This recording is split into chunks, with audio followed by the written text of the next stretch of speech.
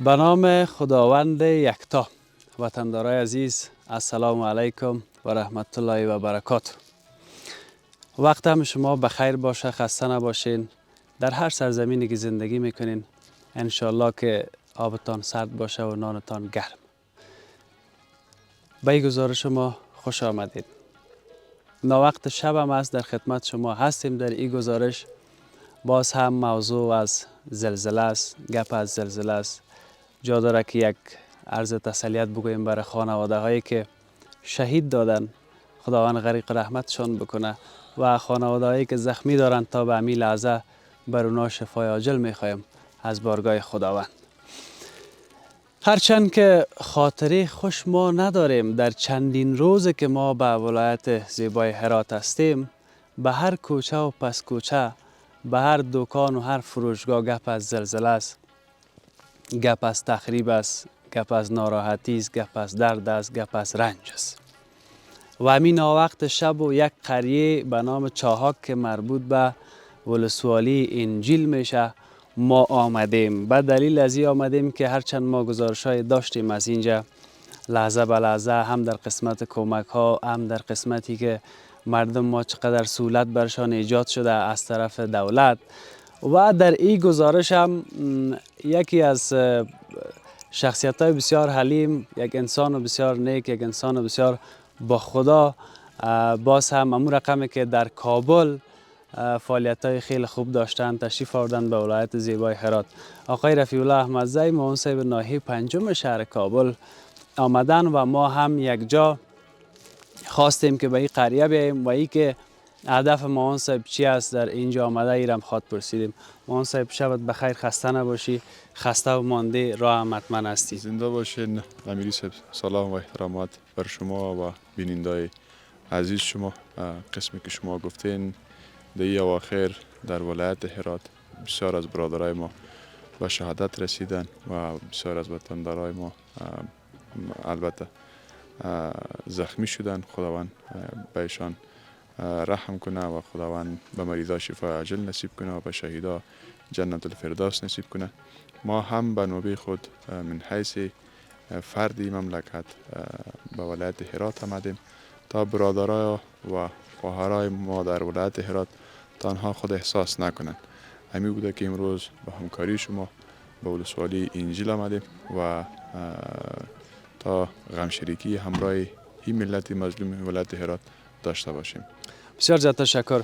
معاون صاحب، هدف از آمدنتان به ولایت هرات چی است؟ به کدام هدف آمدین به اینجا؟ هدف از دیدار است، هدف از کمک است؟ مشخصا حالا هرچند من فکر میکردم شاید وقتر بی.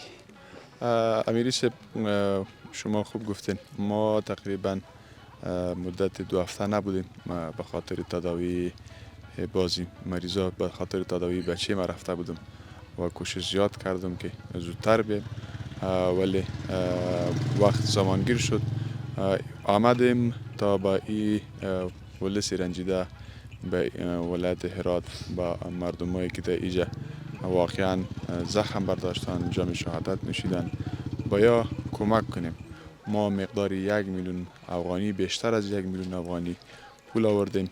امشب آمدیم سروی کنیم و فردا بخیر انشالله توزیع داشته باشیم. بسیار زیاد تشکر، بخیر باشی.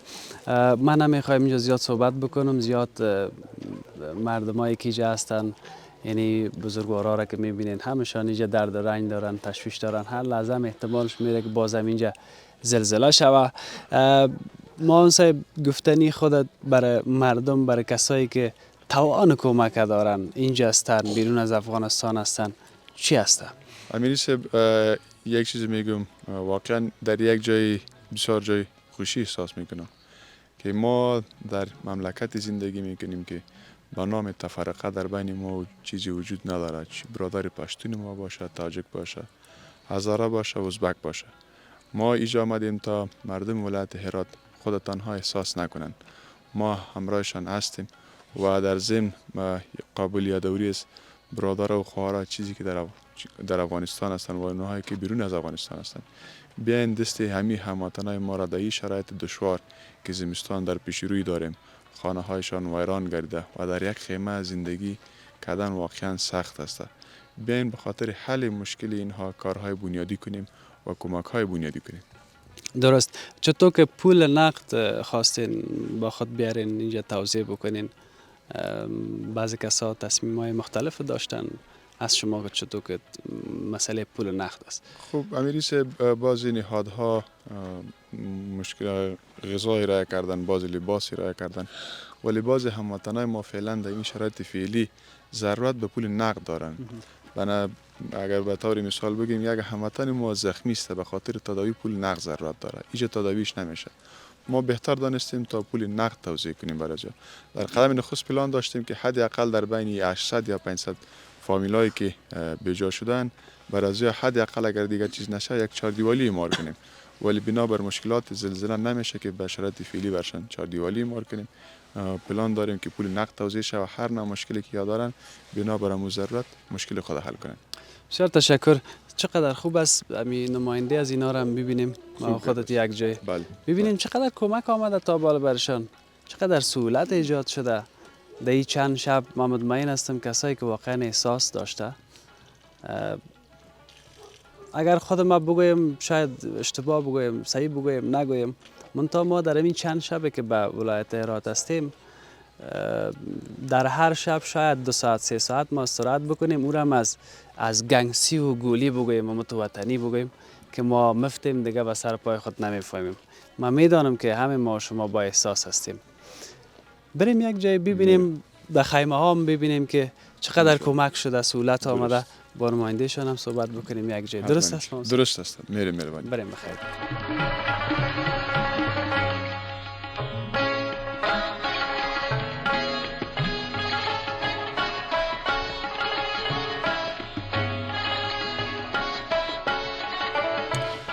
ما به داخل یکی از خیمه هستیم. ما وضعیت دیدی؟ بله امیری صاحب، واقعا ما تشویشی رو دارم که در هوا سرد شود زندگی دیگه چی رقم میشه، باز طفلا چی رقم دیگه زندگی میکنه. دیگه خدا رحم میکنه و خداوند برادرها و خواهرها را بیشتر و بیشتر توانی بده تا با مشکل از یا بنیادی رسیدگی شود. انشالله ما هم تا حد توان کوشش میکنیم تا مشکلات از را بنیادی حل کنیم. بخیر. تشکر. اینمی خیمه از کی است؟ خیمه از ما است. از خودت است؟ بله یا. خواه در این خیمه شبانه چند نفر استراحت میکنه؟ 5 نفر خون مادر اینجا استراحت میکنه. 5 نفر استراحت؟ بله یا. حالا باز شب خنک نمیخوری؟ شب خنک که میخوریم مجبوریم دیگه، سودا مجبوری اینجا. خواه 5 نفر گفتی؟ بله یا 5 نفر اینجا زندگی. طفلکام کتان است؟ طفلام خدمونا 2 دانه کلان است، دانه هم طفل است.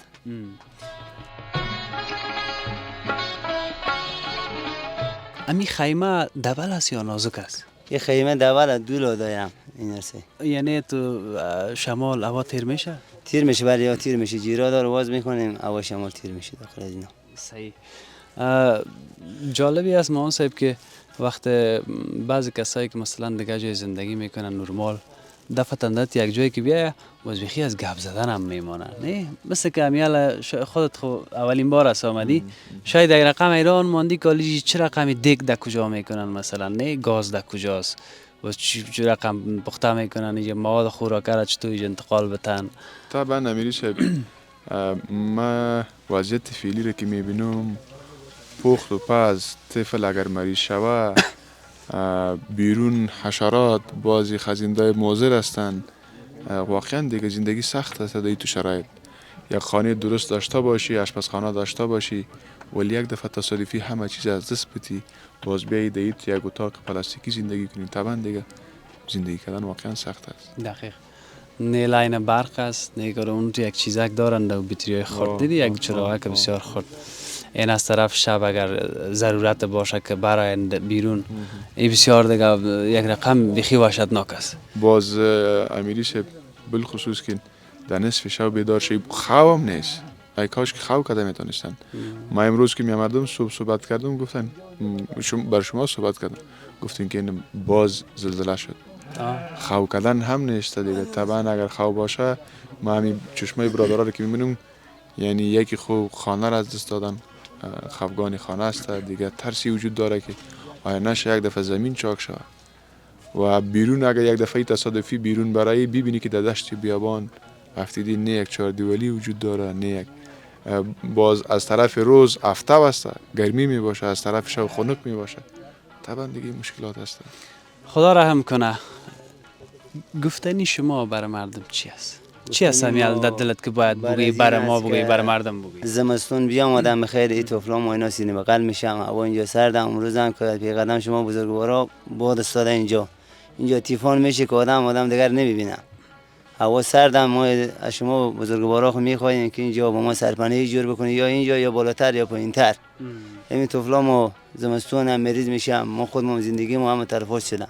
غیر از خود ما هستیم از خاک بدر دیگه موریا همه زیر خاک کردن. یعنی این بطری ما امروز رفتیم 1250 غنی بستونه. یعنی که کمک مسلمانا با ما بدادن. ما از توقع شما دوستا داریم که با ما جای سرپناهی تیار کنه. زمستون شدم واسه طفلامو مریض میشم. هم زمین لغ ما هستیم. ولی هم که پیغام شما نه که بود نیه. لیکن جمعیت تیفون میشه که آدم دیگر نمیبینه. ولی از مجبوری هم ما داخل خیمه هستیم. همونطور یک چیز دیگه هم است. وقتی که ما اینمیجا شیشتیم به سر اینمی یک توشک نازک و اینمی یک سترنجی بگویم یا یک فرشک بسیار پلاستیکی نازک، ما اینجا دیگه اینا از دل از یا میایم که اینجا چی مگذره داخل خیمه. همونطور است نیم تا از دور دیگه فکر نکنم کسی به اندازه ما که همیال اینجا شیشتیم درک بکنه. بالکل امیری شب. قسمی که من قبلا گفتم در این نصف شب بیرو با رمضان تاریکی یک گروپ است اون دمی داخل خیمه بند است. بیرو با رمضان مشکل است. در دیار ما فعلا درک میکنیم چون ما خود دمیجه هستیم. وای که بیرون هستن و درد حس کردن نمیتونن و خداوند ما هم توفیق بده و خداوند برای ازیا هم صبر و حوصله بده تا انشالله که مشکل ازیا بنیادی حل شود. خیر ببینیم بخیر بشه. بسیار تشکر. ما هم بریم.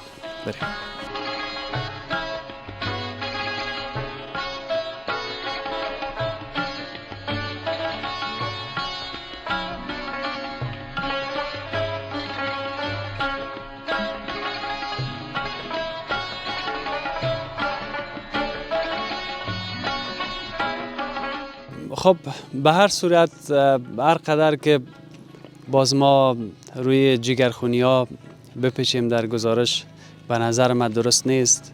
روان مردم دیگه همچنان خرابتر شده میره. نماینده منطقه هم اینجا است و معاون صاحبم هست هنوز تا فعلا نرفته. ما میخوایم آخرین گپایشان داشته باشم، پیامشان داشته باشم و امی که چه زمان کمک نقدی را میکنن با این مردم در اینجا او هم بر از اینا میگه که دل اینا هم جمع شود. باز هر زمان که آمد اینا میفهمن و امی مردم ما. بله امیری صاحب، ما امروز نو رسیدیم تقریبا 5 نیم بجه بوده و فعلا هم نواختای شب است آمدیم. فردا بخیر ساعت 7 بجه هم مواد غذایی ما توزیع میشه و هم پول نقد توزیع میشه. فردا بخیر قریه هایی که آسیب دیدن به هر قریه میریم به شکل مساوی همی 1 میلیون بیشتر افغانی را به این هموطنا بخیر فردا توزیع میشه و باز هم تشکری خاص میکنم از برادرها و خواهرایی که والای ما اعتماد کردن و پول روان کردن و انشالله ما هم این پول قسمی که بر ما امانت روان کردن امانت برای زیاد تسلیم میکنیم. بخیر. بسیار تشکر. بخیر باشین. تشکر از شما هم و یک تشکری میکنم از بنیاد خیریه بیات هم که در چندین بار کمک‌های بیشتری در چندین قریه ولسوالی زندجان داشته و جدا از این هم کمک کرده مردم را قلباً سپاسگزاری میکنیم.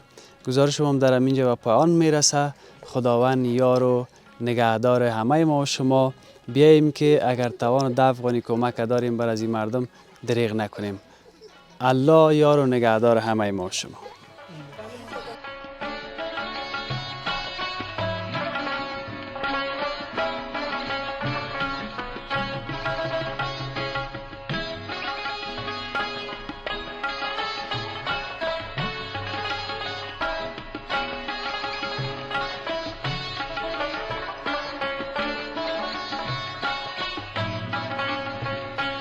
الحمد لله واحد الأحد الفرد الصمد الذي لم يلد ولم يولد ولم يكن له كفوا أحد.